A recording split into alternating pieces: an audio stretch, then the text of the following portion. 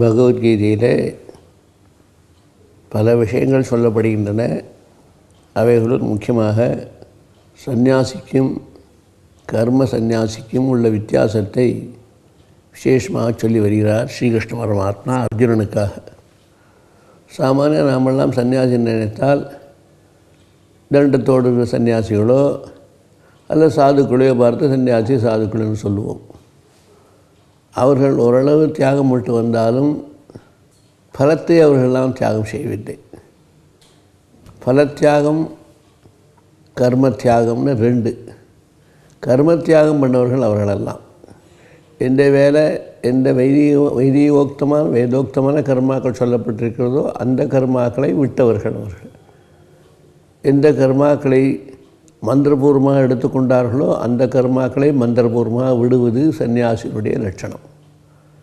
ஆக கர்ம தியாகம் என்பது மந்திரபூர்வமாக எடுத்துக்கொண்டு மந்திரபூர்வமாக விட்டுவிட்டு சாதுவாகவோ சன்னியாசி ஆகுவது என்பது ஒரு வழிமுறை ஞான மார்க்கம் செல்வதற்கு. இன்னொன்று கர்மஃபலத்தையே தியாகம் பண்ணிவிட்டு அவன் நிதானத்தாக இருக்கட்டும் என்ன வேணா இருக்கட்டும் அவனுடைய கடமைகளே அவனுடைய கர்மாக்களை உலக கர்மாக்களை என்னென்ன வேண்டுமோ எல்லாத்தையும் செய்து கொண்டே இருப்பான். ஆனால் அதனுடைய பலன் அவனுக்கு கிட்டாது. அதனால் கர்மஃபல தியாகம் ஒன்று கர்ம தியாகம் ஒன்று ரெண்டு தினசான சன்னியாசிகள் என்று சொல்லப்பட்டிருக்கின்றன. இந்த ரெண்டு தின சன்னியாசிகளிலும் எப்படி என்றால் சாதுவாய் சன்னியாசி ஆகிவிட்டாலும் அவனும் நெருப்பு தொடக்கூடாது, எதுவும் செய்யக்கூடாது. சமையல் பண்ணுறது சாப்பிட்றது கீப்பிட்றது சன்னியாசியாக இருந்துட்டு நெருப்பம் மூடி சமையல் பண்ணி சாப்பிட்றதுலாம் கூடாது. அது இல்லறத்தாருடைய தர்மம். அதே போல் இந்த கர்மஃபல தியாகியும் கூட இருந்தாலும் ஆனால் அவன் எல்லாமே செய்யலாம், எந்தவித தப்பும் வராது. என்ன செய்தாலும் எல்லாம் பகவதர்ப்பணமாக பண்ணினதுனாலே அவனுக்கு எந்தவித பாவ புண்ணியங்களும் ஒட்டாமல் எல்லா வேலைகளும் செய்து கொண்டே இருப்பான். 24 வேலை செய்து கொண்டே, ஆனால் அந்த வேலை செய்தத்தினுடைய பலனை பகவானுக்கு சமர்ப்பணம் செய்து கொண்டிருந்தால் அவனும் அக்னியை தொட்டாலும் தொட்டமாக ஆக மாட்டான். கர்மத்தை தியாகம் பண்ணவன் இருந்தாலும் அவனையும் அக்னி தொடக்கூடாது என்றே விதிக்கிறது சாஸ்திரம். ஆக ரெண்டு பேருக்கும் சமானமான ஒரு நிலை சொல்லப்படுகிறது பகவத்கீதை. சந்நியாசி எப்படி இருப்பானோ கர்ம தியாகத்தை பண்ணிவிட்டு அவனும் எப்படி நெருப்பெல்லாம் தொடக்கூடாதோ கர்மபல தியாகியும் எத்தனை வேலை செய்தாலும் நெருப்பெல்லாம் தொட்டதாக ஆகவே ஆகாது. அவன் கேவலம் பகவத் சேவை செய்து வருவதாக ஆகும். நான் பலத்தை கொடுத்துட்டோன்னா யாருக்கு என்ன சேவை வேண்டியிருக்கு? அதனால் பகவானுக்கு பலத்தையே கொடுத்து விட்றான். நாமெல்லாம் இப்போ எப்படி இருக்கோம்? பலத்தில் ஆசைப்பட்டு ஒரு காரியங்களையும் செய்கிறோம். எனக்கு அது வேணும் இது வேணும் இது வேணும் பலத்தை ஆசையோடு கூட நம்ம எல்லா காரியங்களையும் செய்கிறோம். அதனால் நமக்கெல்லாம் பந்தம் சுகம் எல்லாம் வருது. பலத்தையே தியாகம் பண்ணியாச்சுன்னா அவனுடைய வேலையே செய்கிறதாக ஆகாது. அவன்தான் நிஜமான ஒரு சன்னியாசி. பலத்தை தியாகம் பண்ணிவிட்டு எத்தனை வேலை செய்து கொண்டிருந்தாலும் அட்டாச்மெண்ட் இல்லாததுனால அவனுக்கு பலத்தியாகம் போய்விட்டதுனால அவனுக்கு எதுமேலேயே விருப்பம் இல்லாமல் பகவதர்ப்பணமான கைங்கரியங்களை செய்து கொண்டே வருவதனாலே அவன்தான் உயர்ந்த சன்னியாசி மற்ற சாதுக்கள் சன்னியாசியை காட்டிலும். ஏனென்றால் அவர்களெல்லாம் கர்மத்தியாகம்தான் செய்தார்கள். கர்மத்தியாகம் செய்ததினாலே வைதிக கர்மாக்கள் போச்சே தவிர மற்ற காரியங்களெல்லாம் செய்து கொண்டு இருப்பார்கள். சாப்பாடு தூக்கம் எது இருந்தாலும் செய்து கொண்டே இருப்பார்கள். இவன் அப்படி செய்து கொண்டிருந்தால் கூட கர்மஃபலத்தியாகி பலத்தெல்லாம் ஈஸ்வரன் சமர்ப்பணம் பண்ணுறதுனால அது ஒன்று அவனுக்கு ஒட்டவே ஒட்டாது. அதனால் கர்மத்தியாகி விசேஷமாக கர்மஃபலத்தியாகி விசேஷமானு கேட்கும்பொழுது ரெண்டும் சமானமாக இருந்தாலும் கர்மஃபலத்தியாகி இன்னும் ஒருபடி மேலே அப்படின்னு பகவான் நமக்கெல்லாம் சொல்ல ஆரம்பிக்கிறார். அநாஸ்ரித கர்மபலம் காரியம் கர்ம கரோத்தியா ச சந்நியாசீச்ச யோகீச்ச நக்னிஹி ந சாக்கிரியா. பலத்தெல்லாம் பகவானிடம் கொடுத்து விட்டு எந்த ஒரு மனுஷன் காரியங்களை செய்து கொண்டே இருக்கிறானோ அவன்தான் சந்நியாசி, அவன்தான் யோகி. ந நிரக்னிஹி ந சாக்கிரியா. சந்நியாசி சொல்லப்பட்ட எந்த ஒரு அக்னி தொடக்கூடாது, அக்கிரியம் கிரியை இல்லாமல் இருக்கக்கூடாது சொன்னாலோ அது எல்லாம் இவனுக்கு தான் இருக்குது. ஏன் பகவதர்ப்பணம் எல்லாத்தையும் பண்ணிவிட்டான். அதனால் இவங்ககிட்ட ஒன்றுமே அட்டாச்மெண்ட் வராது. இந்த அக்னியோ அல்லது கிரியையோ செய்தால் பலன் வரும். இந்த அக்னியும் தொட்டாலும் இவனுக்கு தொட்ட மாதிரி இருக்காது. கிரியைகள் செய்தாலும் தொட்ட மாதிரி கிரியைகள் செய்த மாதிரி இருக்காது. ஏன்னா பகவானுக்கெல்லாம் பல தியாகம் பண்ணிடுறதுனால இவன் ரொம்ப உயர்ந்த ஒரு நிலையில் அடைவதற்கு சாதனைகளை அழகாக செய்கிறான். அதனால் சாதனைகள் 2, ஒன்று கர்ம தியாகம், ஒன்றொன்று கர்மபல தியாகம். 2க்குள்ள கர்மபல தியாகம் ரொம்ப விசேஷம் என்று பகவான் கீதையிலே சொல்லுகிறார். எம் சந்நியாசமிதி பிராகு யோகம் தம் வித்தி பாண்டவ நசங்கல்ப சந்நியஸ்தா யோகி பவதி கஷ்டன. யார் ஒருத்தன் சன்னியாசின்னு சொல்கிறோமோ அவன் தான் கர்மயோகி. பாக்கி சன்னியாசி வேஷம் போட்டு வாழலாம். அவளுடைய ஆசிரமம் இருக்குது, அவளுக்கு 4 ஆசிரமம் இருக்குது. பிரம்மச்சாரி, கிரகஸ்தன், வானப்பிரஸ்தன், சன்னியாசின்னு அந்த ஆசிரம கர்மாக்களும் பண்ணிட்டு தான் இருப்பான். அவன் வைதிக கர்மானுஷ்டானத்தை விட்டாலும் ஆசிரமத்தில் ஏற்பட்ட கர்மாக்களும் செய்து கொண்டிருப்பதனால அவனை முழு சன்னியாசின்னு சொல்ல முடியாது. பின்ன யார் முழு சன்னியாசி? யார் ஒருத்தன் சன்னியாசின்னு சொல்லணுன்னால் அவன் கர்மயோகியாக இருக்கானோ அவன் தான் முழு சன்னியாசி. பகவதர்ப்பணமாக பலத்தை கொடுத்துட்டு யார் செஞ்சுட்டு இருக்கானோ அவன் தான் முழு சன்னியாசி. நெக்ஸ்ட் அசன்யஸ்த சங்கல்பா யோகி பவதி கஷ்டன. சங்கல்பபூர்வமாக ஒருத்தன் விட்டத்தினால மாத்திரமே ஒரு யோகி ஆகிட முடியாது, கர்மயோகி ஆகிட முடியாது. நான் எல்லாத்தையும் விட்டுட்டேன் கர்மாக்களை தியாகம் பண்ணதுனால மாத்திரமே பெரிய யோகி கர்மயோகி பெருசு ஆகிட முடியாது. ஆகினால எந்த வேலை செய்கிறதா இருந்தாலும் வேதோக்த கர்மாக்களை பிரகாரம் செய்து கொண்டிருந்தாலும் ஆசிரம தர்மம் ஒன்று இருக்கிறதுனால ஆசிரம ஒன்று இருக்கிறதுனால அவனுக்கு ஆசிரம கர்மா மூலமாக புண்ணியமோ பாவமோ வராதுன்னு இருந்தாலும் என்ன ஆசிரமத்தை சொல்லப்பட்ட நித்திய கடமைகளை செய்தால் ஒன்றும் ஒட்டாது, பாவம் வராது. இப்போ நாம் எல்லாமே சந்தியாவந்தனம் பண்ணுறோம். சந்தியாகம் பண்ணால் என்ன புண்ணியம்னா ஒரு புண்ணியமும் கிடையாது. பின்ன எதுக்காக பண்ணுறேன்னா பாப பரிகாரத்துக்கு பண்ணிக்கோன்னா. அதனால் சந்தியாகம் பண்ணுறதுக்குன்னா புண்ணியத்துக்காக இல்லை, பாப பரிகாரத்துக்காக தான் பண்ணிக்கோன்னா. அந்த மாதிரி இந்த சன்னியாசிகளுக்கு ஏற்பட்ட கர்மாக்களை செய்வது எதுக்குன்னா துக்கங்களாக வராமல் இருக்கிறதுக்கு தடுப்பதற்கு அதெல்லாம் வருவே தவிர வேறு ஒன்றும் பெரிய லாபம் இல்லை. ஆகினால் அது விசேஷமாக சந்நியாச தர்மத்தையும் செய்யணும், கர்மபல தியாகியாக உள்ள அவனையும் செய்யணும். 2 பேரில் யார் விசேஷம்னா கர்மபல தியாகிங்கிற சொல்கிறவன் தான் சன்னியாசிங்கிறதுல முழுக்க பொறுத்தவன். சன்னியாசின்னா கர்ம தியாகம் பண்ணுறதோட மாத்திரம் சன்னியாசி இல்லை, பல தியாகத்தை யார் பண்ணுறானோ பகவத் அர்ப்பணமாக எதுலேயும் நமக்கு இனிமேல் ஒட்டுதலே இருக்கக்கூடாது, பற்றதிலே இருக்கக்கூடாது என்று பலத்தை யார் தியாகம் பண்ணுறானோ அவன் தான் உயர்ந்த சன்னியாசி. ஆருருட்சேர் முன்னுயர் யோகம் கர்ம காரணம் உச்சது. யார் ஒருத்தன் இந்த ஞான மார்க்கத்துக்கு வரணும்னு முயற்சி செய்து வேதாந்தங்கள் அனுஷ்டானங்கள் இது போன்ற நல்ல சர்ச்சைகள் வேதாந்த சர்ச்சைகள் முதலெல்லாம் செய்து கொண்டு யார் ஒருத்தன் இருக்கானோ அவனுக்கு ஆரூருட்சுன்னு பேர். ஆரோடும் மிச்சு. ஞான மார்க்கத்துக்கு வருவதற்கு ஆசைப்படுறவன் யாரோ அவனுக்கு கர்மா ரொம்ப அவசியம். கர்ம காரணம் உச்சது. யோகாரூடஸ்ய தசைவ. அவனே கர்மயோகி ஆகிட்டான்னு வச்சுக்கோ, அப்போ அவனுக்கு கர்மாவே தியாகம் இல்லை. எத்தனை கர்மா பண்ணாலும் அவனுக்கு கர்மாவாக ஆகவே ஆகாது. சம காரணம் உச்சது. அவனுக்கு சாந்தி சமாதானம் இது ஒன்றை தவிர வேறு ஒன்றுமே இருக்காது. ஆகினால ஆரம்ப திசையில் யாரெல்லாம் உற்சாகமாக இருந்து ஞான மார்க்கம் வரணும்னு ஆசைப்படுறாங்களோ எல்லோரும் நல்ல கர்மாக்களை பண்ணி நன்னாவே பண்ணணும். அதுக்கப்புறம் ஆரூடன் ஆயிட்டான், அந்த முயற்சி செய்து அதனுடைய பலனை அடைய வேண்டும் என்ற நிலையை அடைவதற்கு கிட்ட வந்து விட்டான். அவன் ஆரூடன் ஆயிட்டான். அவன் பரமேஸ்வர ஸ்வரூபத்தை ஈஸ்வர ஸ்வரூபத்தை ஆத்மஸ்வரூபத்தை அடையிறதுக்கு லாயக்காரன் ஆயிட்டான். அப்போ இந்த காரணம் தான் சமம் தான் காரணம். சமம் மனசாந்தி ஆகிட்டுதா, அப்போது அவன் பரமாத்ம ஸ்வரூபத்தை கிட்டக்க வந்துவிட்டான்னு அர்த்தம்.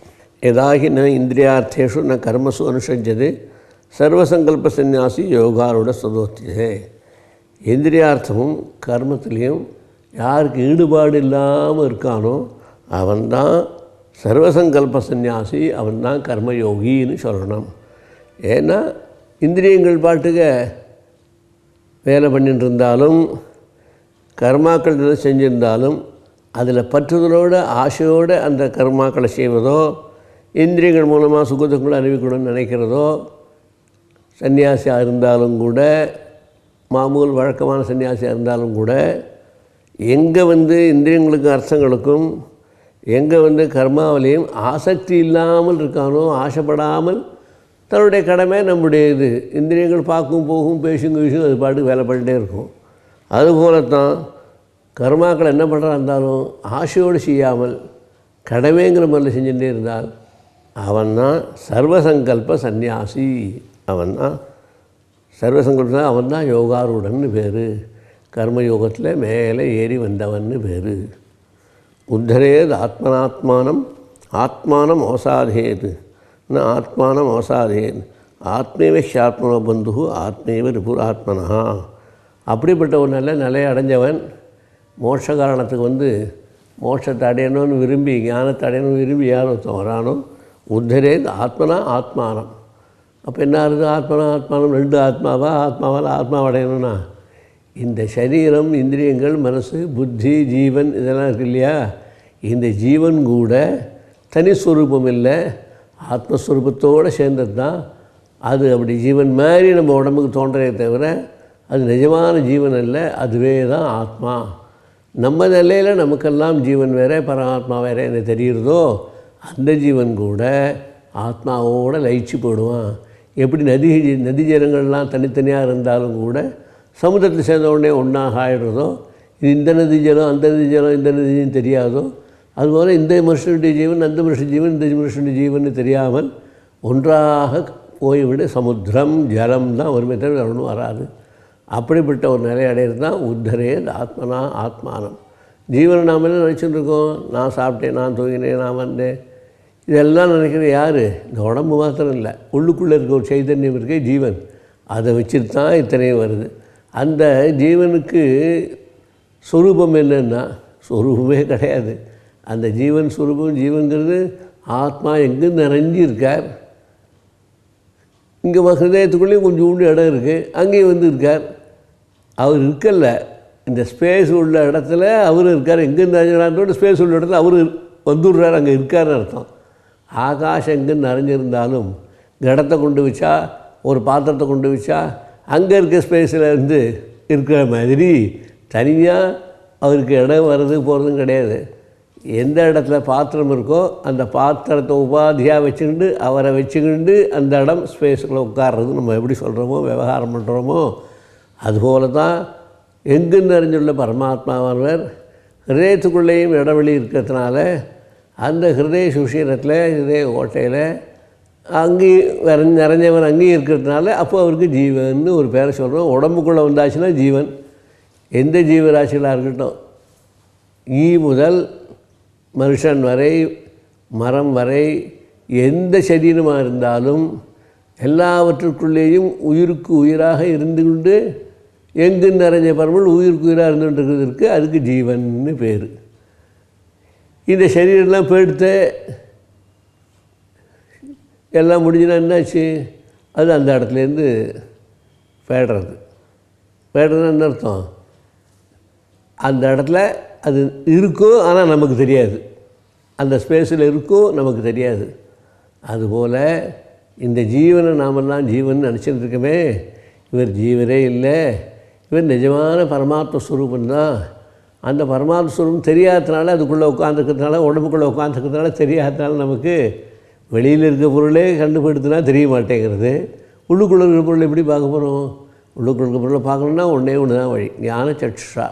ஞானத்தை அடைஞ்சி அது மூலமாக உள்ளுக்குள்ளே இருக்க ஆத்மஸ்வரூபத்தை அடைய முடியுமே தவிர ஞானம் இல்லாமல் உள்ளுக்குள்ளே இருக்க ஆத்மஸ்வரூபத்தை அடையவே முடியாது. அதனால் வெளியில் இருக்கிற வஸ்துவை பார்த்து நாம் எல்லாம் மோகித்து கொண்டு நமக்கு வேணும், அது வேணும், இது வேணும்னு ஆசைப்பட்டுருக்கிற வரைக்கும் ஒன்றும் நடக்கிற கதையே இல்லை. இது உள்ளுக்குள்ளே எந்த ஆத்மஸ்வரூபம் இருக்கோ அதை தெரிஞ்சுக்கிறதுக்கு முயற்சி பண்ணுறது தான் சரியானது. அப்படி தெரிஞ்சு கொள்றதுக்கு தான் இத்தனை யோகங்களையும் இத்தனை கர்மத்தையும் தியாகம் பண்ணி, கர்ம ஃபலத்தையும் தியாகம் பண்ணி பகவானை நாம் தான் எங்கே நிறைஞ்சிருக்காரு தெரிஞ்சுக்கிறதுக்கு நாம் முயற்சி பண்ணுறோம். அப்படி பண்ணும்பொழுது எது வரைக்கும் இந்திரியங்கள் வேலைகளை செஞ்சுட்டுருக்கோ, எது வரைக்கும் கர்மாக்கள் செஞ்சுட்டுருக்கோ, ஆசையோடு வெறும் செய்யலை, ஆசையோடு செஞ்சுட்டுருக்கோ, அவன் ஆசையை விட்டுட்டு என்னுடைய கடமைகள் செய்கிறது எப்போ செய்கிறானோ கர்ம யோகியாக இருந்துட்டு அதான் சர்வசங்கல்ப சந்நியாசி யோகாரூட ஸ்தோச்சதேன்னு சொன்ன மாதிரி உத்தரே ஆத்மனா ஆத்மானம். இந்த ஜீவனை நாமெல்லாம் ஜீவன் நினச்சிட்ருக்குமே, இந்த ஜீவன ஸ்வரூபத்தை இல்லாமல் அகண்ட சச்சிதானந்த பரமாத்ம ஸ்வரூபத்திலே தானே உட்காந்துருவது போய் ஆத்மானம் அவசாதே. ஜீவாத்மாவுக்கு அறிஞ்சு கொள்ள மாட்டான். ஆத்மா ரெண்டும் ஒன்றாகிடுது. சமுத்திர தண்ணியில் எல்லா நதியும் சேர்ந்த மாதிரி எல்லாம் ஒன்றாகிடுது. அப்போ போய் இந்த ஆத்மா வேறையா அந்த வேறு தான் தெரியாது அவனுக்கு. நான் ஆத்மானம் அவசாதே. ஆத்மைவ ஹி ஆத்மனோ பந்து. ஆத்மா தான் ஆத்மாவுக்கே பந்து. ஆத்மைவ ரிபுர ஆத்மனா. ஆத்மா தான் மற்றதுக்கு சத்ரு. அதனால் என்னாச்சு, வஸ்து ஒன்றே ஒன்று தான் இருக்கிறதுனால அவனுக்கு சத்ருவாக இருக்கட்டும் ரிபுவாக இருக்கட்டும் எதுவாக இருந்தாலும் அது பாட்டுக்கு இருக்குமே தவிர இவனுக்கு ஒன்றும் ஆகவே ஆகாது. அவனுக்கு விரோதமாக உள்ளது பறவைகள் இருந்தாலும் அனுகூலமாக இருந்த எத்தனை இருந்தாலும் கூட ஆத்மா ஒன்றே தவிர வேறு ஒன்றுமே அவனுக்கு தெரியவே தெரியாது. பந்து ஆத்மா நஸ்தஸ்து ஏன ஆத்மீயத்னா திரஹ அனாத்மசத்துவத்தை வர்த்தகத்தை ஆத்மீய சத்ருவத். அதனால் எது வரைக்கும் ஆத்மஸ்வரூப நிலையில் இருக்குமோ அவனுக்கு எல்லாமே பந்துக்கள், அவனுக்கு எல்லாமே சத்ருக்கள், எல்லாமே மித்திரர்கள், எல்லாரையும் சமபாவமாக ஆத்மஸ்வரூபமாகவே பார்த்துட்டு போயிட்டே இருப்பான். அதனால் யாரோடையும் சண்டை போட மாட்டான். விரோதம் வந்ததுனால எதுவுமே இருக்காது. அவன் என்ன பண்ணாலும் எல்லாம் ஆத்மஸ்வரூபமாகவே அவன் பார்க்குறதுனால அந்த ஆத்ம ஞானம் வந்தவன் அவனுக்கு எதுவுமே ஒன்றும் பந்தமும் கிடையாது, சுகமும் கிடையாது, ஒன்றும் கிடையாது. எல்லாம் இருக்கும், ஆனால் அவன் ஒன்றே மாட்டிக்க மாட்டான். அப்படிப்பட்டனால அனாத்மனஸ்து யார் ஒருத்தன் ஆத்மஸ்வரூபத்தை அடையலையோ அவனுக்கு சத்ருத்தை வர்த்தகத்தை ஆத்மீய சத்ருவத்து. அந்த ஜீவாத்மாவுக்கு அவன் தான் சத்ருவா, அவன் தான் நிஜமான சத்ருவாகிடுவான். எது வரைக்கும் ஆத்மஸ்வரூபத்தை அறிஞ்சிருந்தானோ அவனுக்கு எல்லாம் எத்தனை வஸ்துக்களை பார்த்தாலும் எத்தனை பிரியம் இருந்தாலும் எத்தனை துவேஷம் இருந்தாலும் எல்லாம் கூட அவனுக்கு ஒரே ஆத்மாவை தெரியும். சண்டை போடாத ஒரு ஆத்மாவாக இருப்பான். சண்டை போடுறதே திடீர் வஸ்து தெரியாது அவனுக்கு, ரெண்டாவது வஸ்து தெரியாது அவனுக்கு.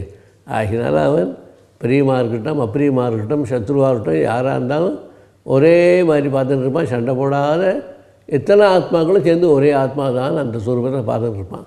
யார் ஒருத்தன் அந்த ஆத்மஸ்வரூபத்தை அறிஞ்சிக்காமல் இருக்கானோ அவனுக்கு சத்ருத்துவம்லாம் கட்டாயமாக வரும். வர்த்தகத்தை ஆத்மீயவே சத்ருத்து. அவனுடைய ஆத்மாவே எப்படி அவனுக்கு சத்ருவாயிடுறது? ஜீவாத்மாவுக்கு அவனே தயாராக்கி அவனே அபிமானம் வச்சு அவனே இது வேணும்னு சொல்லி பிரியமாக வச்சுக்கிறான். அவனுக்கு அவனே சத்ருவாகவும் ஆகிடுவான். அதனால் இந்த யார் ஒருத்தன் ஞானம் இல்லாமல் இருக்கானோ அவனுக்கு சத்ரு மித்ரன் எல்லாம் உண்டு. அவனுடைய ஆத்மாவினாலே அது வருது.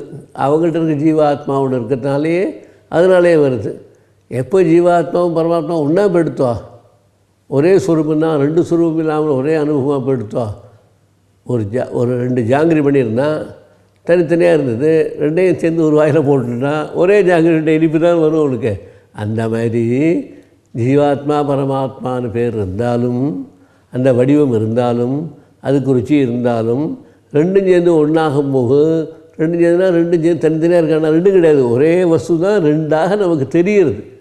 அதனால் ரெண்டும் சேர்ந்து ஒன்றா இருக்குதுன்னா என்ன அர்த்தம்னா ஒரே வஸ்து ரெண்டு வடிவத்தில் வந்தது.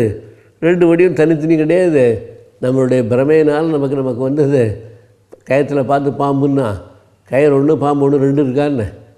பாம்பு இருக்கும்போது கயிறு இருக்காது, கயிறு இருக்கும்போது பாம்பு இருக்காது. ஆனால் ஏதோ ஆதாரம் இல்லாமல் ஒரு பிரம்மம் வராது. ஆக ரெண்டு வஸ்து இருக்குன்னு நமக்கு எப்படி தோன்றதோ அதுபோல தான் இந்த ஆத்மஸ்வரூபத்தில் மற்றதெல்லாம் ஆரோபிக்கப்பட்டு கற்பனை செய்யப்பட்டு அந்த கற்பனையில் இப்போ ஓடின்னு இருக்கு நம்மளுடைய சம்சாரம் வாழ்க்கை. நிஜமான வாழ்க்கையானா யாருக்கு ஆத்மஸ்வரூபத்தை அறியலையோ அவள் நிஜமான வாழ்க்கை. யார் ஒருத்தன் ஆத்மஸ்வரூபத்தை அறிஞ்சினானோ அவனுக்கு கல்பனையான வாழ்க்கை. ஏன்னா நிஜமே இல்லையா வாழ்க்கையில், எல்லாம் பொய் தானே அவன் கணக்கில். ஆகினால ஆத்மா ஒன்றை தவிர வேறு ஒன்றும் இல்லைன்னு நினைக்கிறதுனால எத்தனை வாழ்க்கையில் நம்ம என்னென்ன அனுபவித்தாலும் எல்லாம் அவனுக்கு ஒரே மாதிரி இருக்கும். யார் நம்மமே இருக்கோமோ அஜ்ஞானியாக இருக்காளோ யாரெல்லாம் இருக்காளோ அவளுக்கெல்லாம் அநேக வஸ்துக்கள் இருக்கிற மாதிரி தெரிஞ்சு பேத புத்திகள் இருந்து எல்லா காரியங்களும் நடக்கும். அனாத்மனஸ்து சத்ருத்தை வர்த்தேத ஆத்மீய சத்ருவத்து. அவனுடைய ஆத்மாவே அவனுக்கு சத்ருவாக ஆகி பல சுக துக்கங்களெல்லாம் கொடுத்து எல்லாமே ஆகிடுறது.